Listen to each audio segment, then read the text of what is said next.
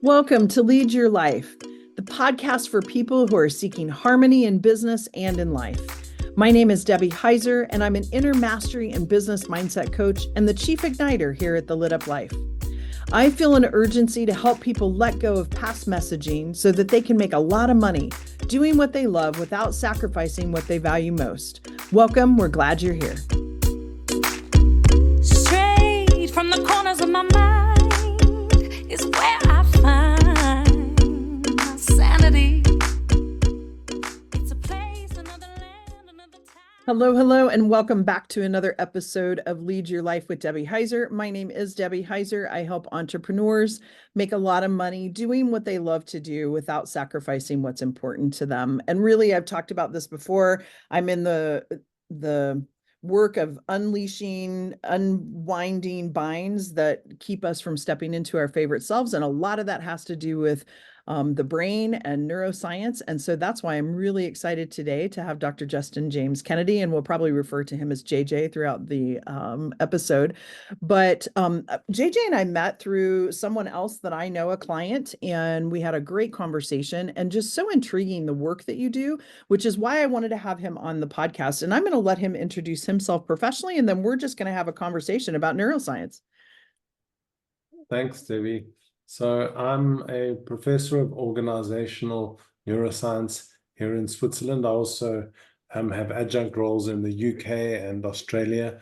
So that's kind of my day job.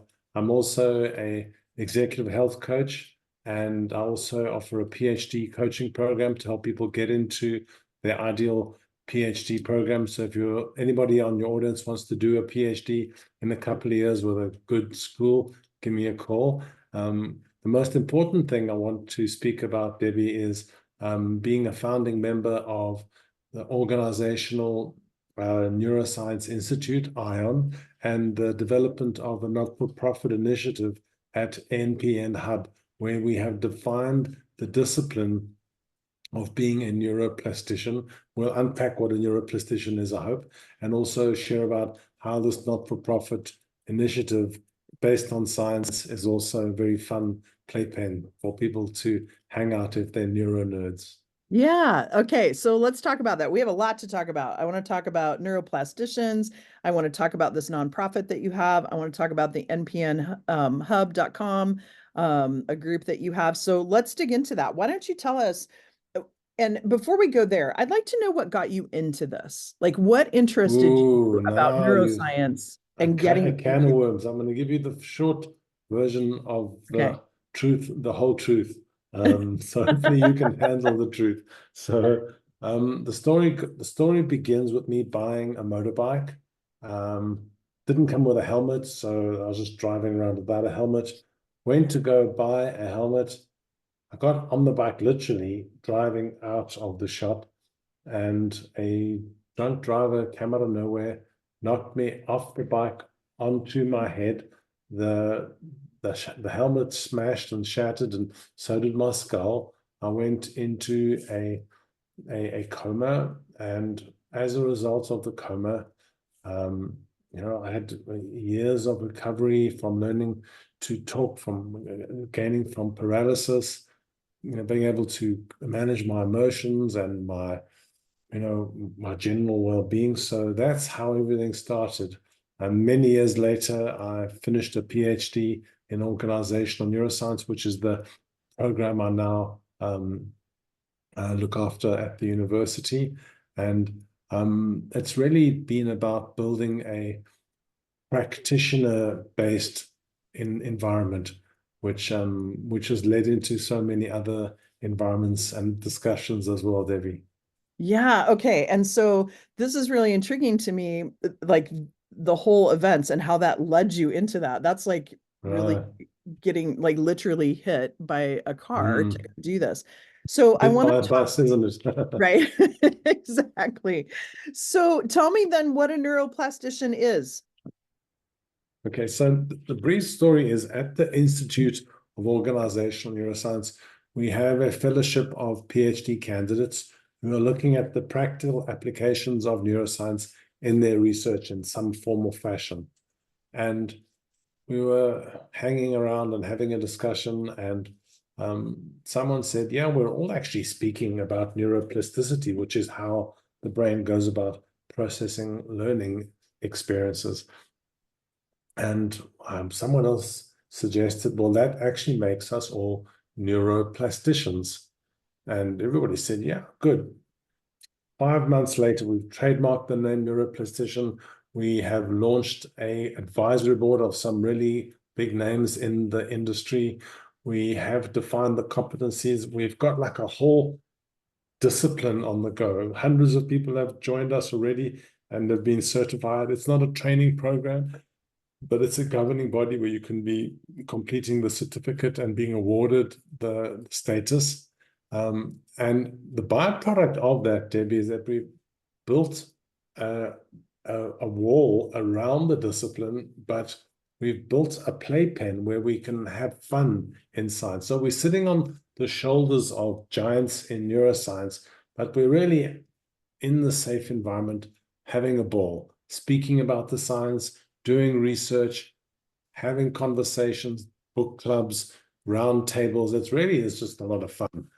Yeah. And that's what we've been focusing on, and that's what we've been doing. So the idea is to make this fun for people to learn about and understand the science. So that's the goal.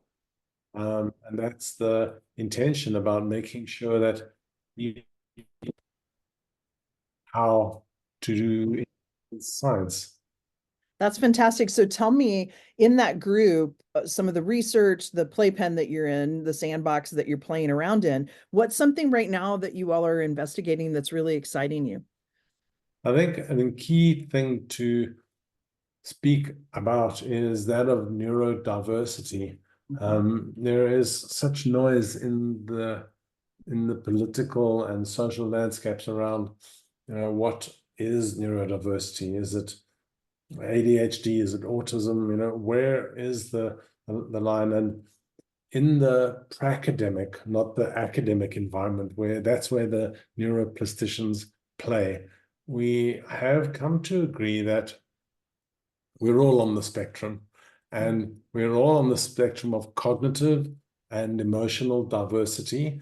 And the labels clinically of neurodiversity don't help people who are in the field, being coaches or neurofeedback specialists or educators, to brand people as being neurodiverse. It doesn't help anybody to facilitate well-being or behavior change. So neurodiversity is one of the hubs that we're exploring. We've got areas of psychological safety, which we call neuropsychological safety more effectively. We have discussions around leadership and educational neuroscience and a whole bag of tricks. So we've got all these different neighborhoods within the universe of being a neuroplastician, which is at npnhub.com, which is an easy name compared to neuroplastician. NPN is much easier. It is. So tell me, so is the NPN hub, is that the sandbox that you're talking about that you're playing in? Okay. And Yeah. how does someone get involved in that if they're interested in it? Well, I mean, it's really there's no requirements. It is a fun place to hang out. It's not meant to be all academic and professorial. It's pracademic, it's practical, it's a professional space where we sit on the giants of researchers and play and dance and have a ball. But we do it in the boundaries of science as practitioners. We want to make sure the science is applicable. So I recommend your listeners come join us for free. There's a free trial at npnhub.com. Come and see if this is your thing. Tell us if you're a neuro nerd as well.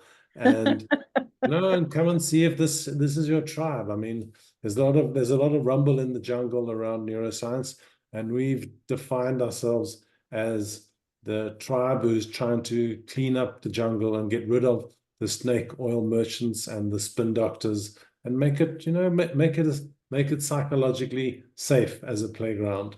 Yeah, I love that. I love how you tied all of that in. So we're going to take a quick break. And when we come back, I want to find out from you, like how you see that group helping other people. So we'll be right back.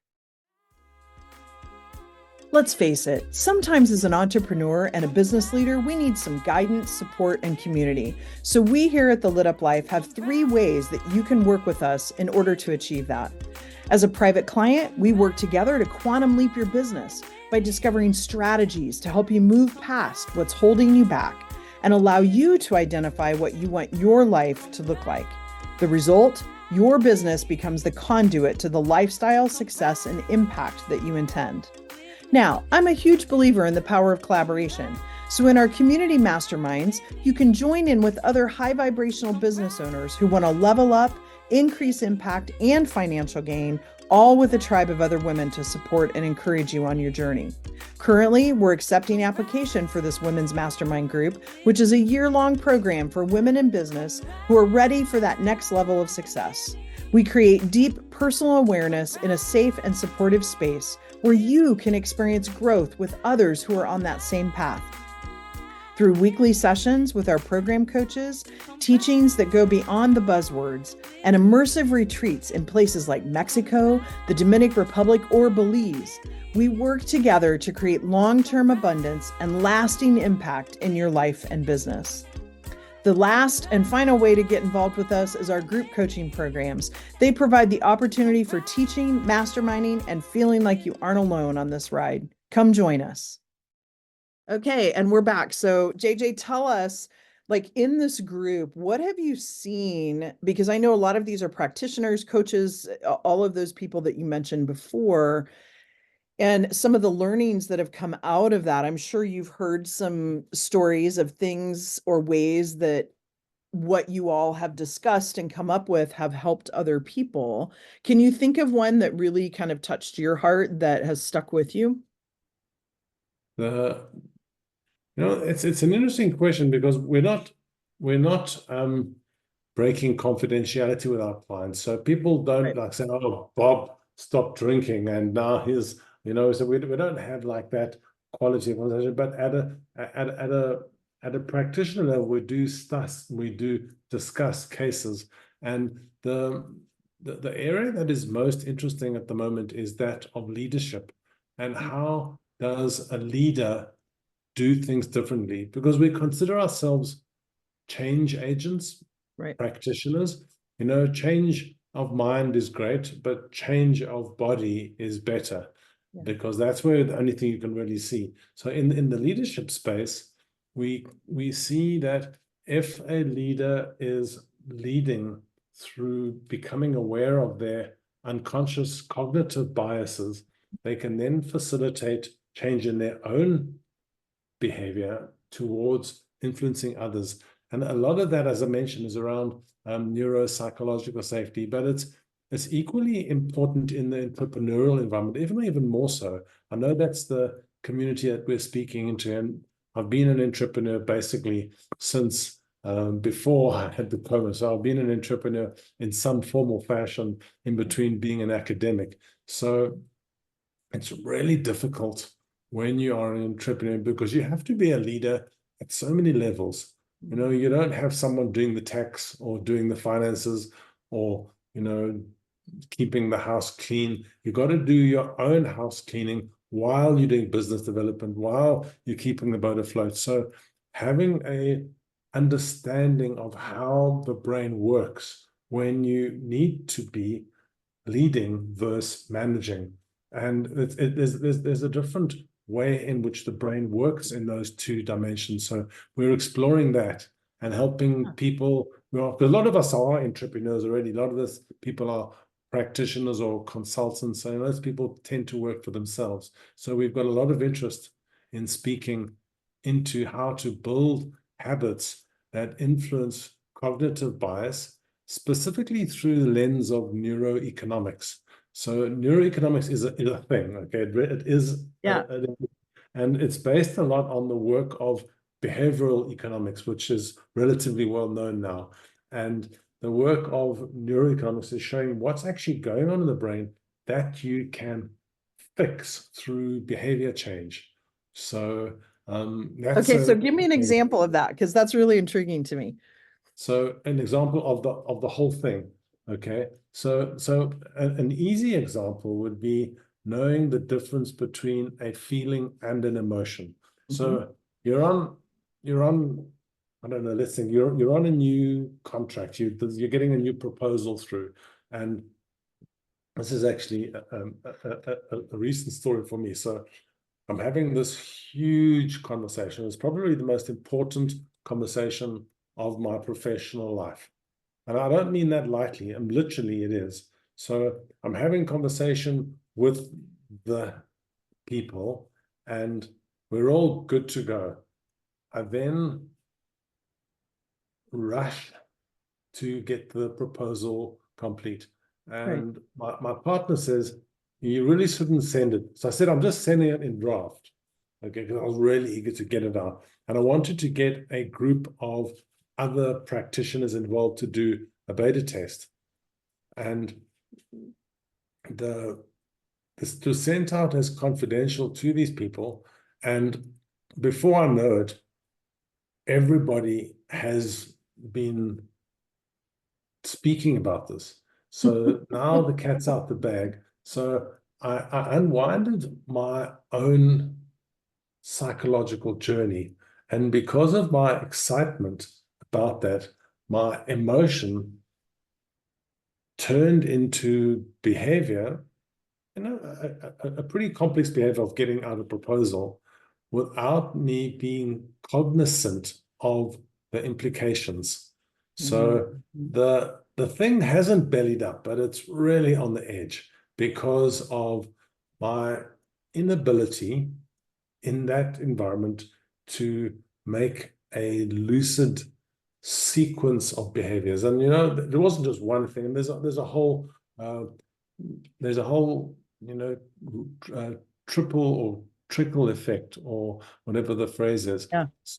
So what we've been exploring is not only how this happens academically, but how it happens to us. So in the NPN Hub, we're now looking at this and saying, okay, what should I do next time? And what are the emotional charges about my belief that this is the biggest thing since the invention of Wi-Fi or GPT or whatever? So, it's like unpacking the mythology for me about that, because in Entrepreneurville, which you know as well as anybody, you get kind of into that circus mode where this is the big show. You get into okay, this is going to be the thing that's going to revolutionize. This is the client I've been looking for. This is the Boeing, the Coca-Cola, the Apple, the client that's going to, change life as we know it on planet Earth. And literally teaching your brain how to have a meta perspective on things is an incredibly important way of shifting gears. And that helps by having a cap of intelligence on your brain. And the cap stands for 3 parts of the brain: the cerebellum, the amygdala, and the prefrontal cortex. And clearly I wasn't wearing my own cap, because it's a cap that's hard to keep on in the wind behind the client as big as Boeing. And the cerebellum speaks around the old habits that are familiar. So we tend to do things that we did before. The brain is a pattern engine. It likes to do things that it's done before.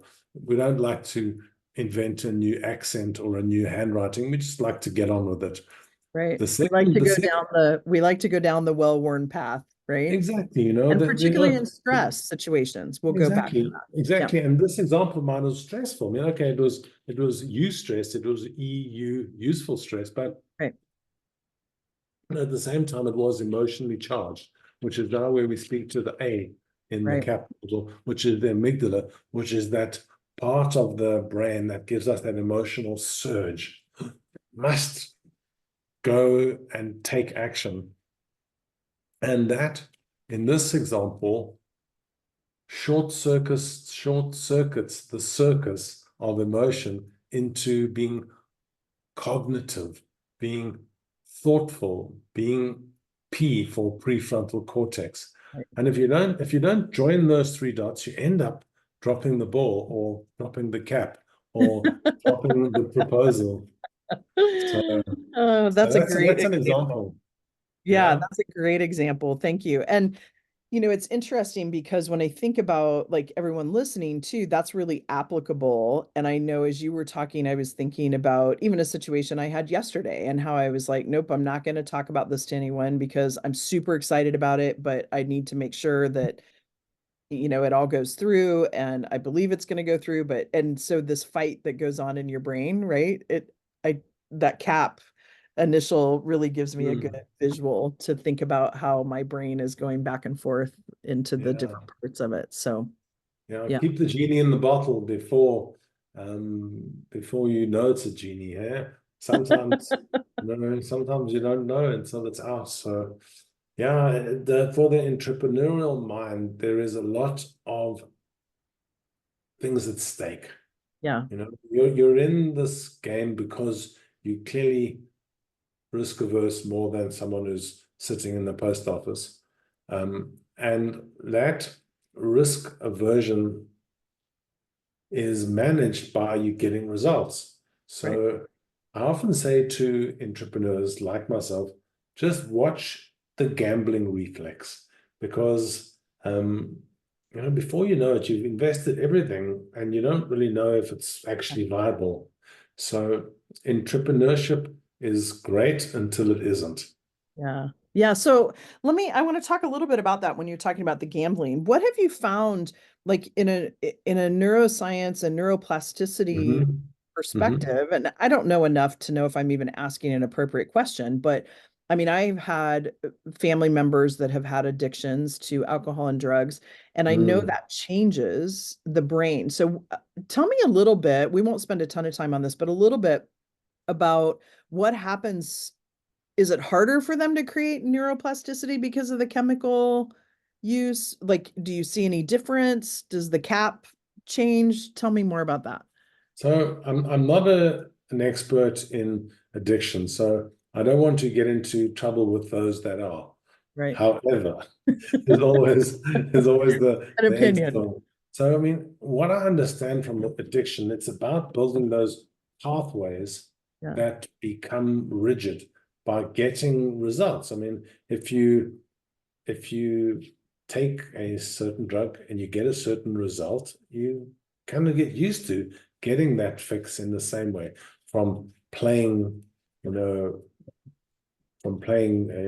games online to gambling to nicotine to alcohol. The addiction pathways or the dopamine pathways, as they well understood, is that action to reaction to reward is very well defined. And as you said, as you carve deep pathways into the brain, they become more familiar.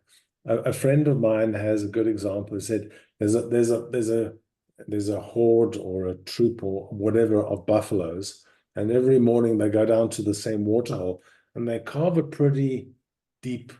pathway. You know, buffaloes and all that, they're pretty heavy.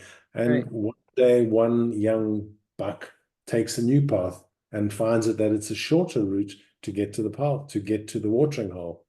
And he then takes that same path every day. And the old bulls, see is always at the watering hole first. So then everybody starts to follow him one at a time, one at a day. And before, a couple of or a while, the new pathway becomes more entrenched. But it takes a while, to change addiction, is often a lifelong project because the old pathways are so familiar. They're so easy to get the result. And because you built a new pathway, doesn't mean the old pathway has magically disappeared. So you always got that reflex available. So addiction is everything, Debbie. It's not saved for Yeah. special people who can't give up smoking or whatever. I mean, people are addicted to stuff of all the time. Yeah. So there you go. It's universal. Yeah, and as you were talking about that, I thought, oh, isn't that interesting? Because I love that analogy with the buffalo. And when I think about even as entrepreneurs, like stepping into things that are scary, right? And Mm. choose whether or not that feels like fear or excitement, because it feels the same way in the body, and how that young buffalo then went off and created that new path. And it also reminds me of something I heard one time too, that sometimes if you've been used to doing that same pattern for so long, it's hard, it sometimes is harder to change, right? Because Physically, proof is harder. neurologically, it's a physical thing that has to happen. Yeah. But And so if you've that's not always just, done, yeah, sorry. no, I'm sorry. It's not just with addiction, it's with everything. I think about entrepreneurs, or people that are afraid to step into the entrepreneur space and they want it, or any kind of desire that they have that they just haven't done in the past. And I know for me, one of the things that I try to do is I try to step into things on purpose that make me Mm. nervous or have a little bit of fear behind them. I went and jumped out of an airplane. I took an improv class, like things that make me feel uncomfortable because I want to try to get used to, and I don't know if this is even physiologically possible, but used to those feelings so that when I get into that, it doesn't feel like I'm walking into something so strange. And I don't know if that is the neuroplasticity in the buffalo that you were talking about, but I think about something that's applicable for the people that are listening and what they can do to help change those neural pathways in their brain. So it's clearly you've got an appetite for destruction, and it's I do. and that's fun. You've got an interest in reinventing, rebooting, reformatting. And I think improv is a really cool way of doing that. Jumping out of airplane, you're pretty you're pretty limited in your choices, That's but in very true. improv you really got to think on your feet. Ha ha ha. And It's and such a great leadership tool because you yeah, it have to be really is. present. It Yeah. really is. And there's so many great metaphors out of improv. In fact, in the NPN Hub, we have a professor out of Chicago who has trademarked neuro improv to show what goes on in the brain during that experience. And it's so much fun. We have like these online improv sessions. So you should come and join us. You'd love it, Debbie. Oh, I would. I It's such would. a kick. It's such a kick. I So would. Okay. yeah. And so with that, I just to kind of wrap this up, I have a couple of random questions that I ask all of my guests. And if you could share with the guests, what is a book that you've read, one of the best books that you've read maybe in the last year? So it's a cute, clever answer.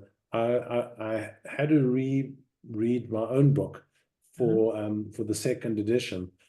So the first edition is available. So if you want, I'm happy to share that with your audience. I'll happily Sure. give you a copy if that's something interesting. But the book that I have read that really has made an impact is a book by Daniel Kahneman called Thinking Fast and Slow, which is a very well-known book now. And if you haven't heard of it, pretend you have, because it is such a landmark, brilliant book showing you how to facilitate the kind of thinking so that you don't send a proposal half-baked like Right. me. Right. Okay, that's good. So the last question is if we were to go out to whatever platform you use to listen to music, what would be your most played song? Um, I don't know. I can't remember it. It's this is it's a song by the Rolling Stones. I never remember the title of it. It's Let Me Introduce Myself. I'm a Man. I can't even sing it, but it's a Rolling Stone, a song about the devil. It's Yeah, so that's clever. okay. I think everybody knows which one you're talking about, and I Yeah. can't remember the name of it either. I So can't sing it. I can't sing because I'm tone deaf, but I can hopefully get the tune in my mind, but that doesn't help your guess. But anything by Leonard Cohen or the Stones are always top shelf for me. perfect. Perfect. And then I want to shout out to this npnhub.com. I'm going to check it out. It sounds very intriguing. And so if someone wanted to get in touch with you, I know the npnhub.com will be in the show notes for people to go check that out. I highly recommend it. And then if someone wants to find out more about you, JJ, where should they go? It's relatively easy. It's professorkennedy.com. Okay. Perfect. So And we'll put that in the show notes as well. All the spelling around neuroplastician and professor, that's all a bit unnecessary, but hopefully we'll connect with entrepreneurs. Hopefully we'll see you in the Neuro Improv group, Debbie. It's so much fun. Or hopefully we're going to have some fun with all your people as well. Thank you so much for the chance to connect. Absolutely. Thank you. And folks, with that, it's a wrap. If you'd like to chat with me, please go out to my website. You can find it in the show notes, and I'd love to help you get really clear on what your desires are. With that, folks, we'll talk to you next week. Thanks so much. That's a wrap for this conversation. I'm so glad you've joined us. Remember to subscribe to the podcast so you can catch all of our future episodes, and visit us at thelituplife.com for details on how you can become part of the Lit Up Life community. A quick shout out to my friend Jackie Wilson and her friends, the creators of our amazing theme music. Thanks so much for allowing us to share this perfect song with our listeners. Looking forward to having you listen in to our next episode.